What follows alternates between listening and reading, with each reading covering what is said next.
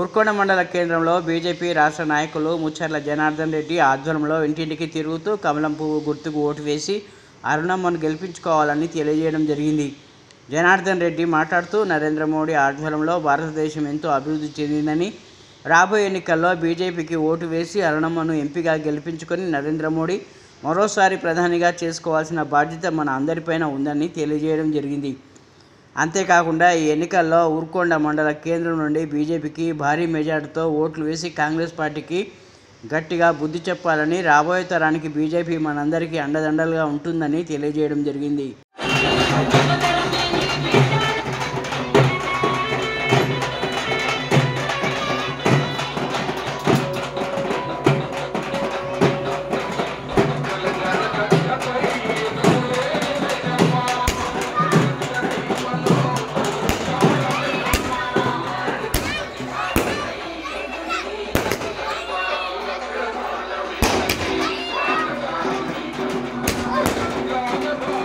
గట్టిగా నోడలేదా